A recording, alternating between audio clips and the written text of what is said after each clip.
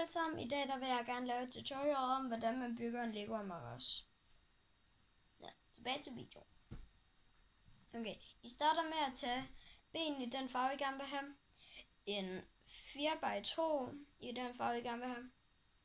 Så tager I, jeg ved ikke helt, hvad det her hedder, så I tager 2 af dem her, og ja.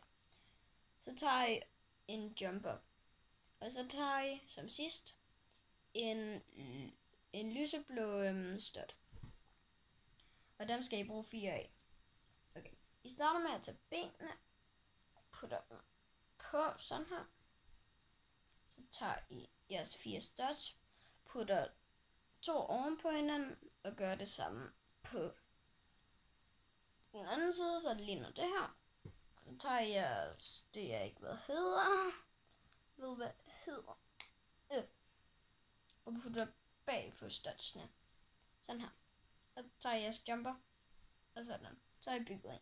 Jeg har også bygget en rød en. Så ja, ja, jeg har bygget en levende, 2 levende, så lad os bygge en død en. Okay, I starter med at tage ben i den farve, I gerne vil have. En 2x1 i den farve, I gerne vil have, men jeg har ikke sådan en 2x1, så jeg bruger en, der har en lille dent i. Og så bruger I en jumper i den farve, I gerne vil have, og et skeletben, der er hvidt. Så tager I benene, putter en 2x1 på, jumper ovenpå 2x1, og så skeletbenet ovenpå. Så har I bygget en død Among Us. Nå, fordi vi har bygget en død og en levende, så lad os bygge et spøgelse. Du tager sådan en her, og så skal I bruge 4 forskellige studs.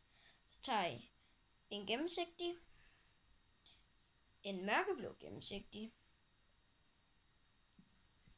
en lysegul gennemsigtig, og en lysegul gennemsigtig igen. Men nu er det vigtigt, at man bruger sådan en tile. I starter med at tage den her, så putter I den der på. Så putter I den der på. Så putter I den der på. Og så putter I den der på. Og så har I bygget en spøgelse Among Us. Det var det tutorial for i dag. En død, en levende og en spøgelse. Jeg håber, at det her tutorial var godt, og husk at like and subscribe.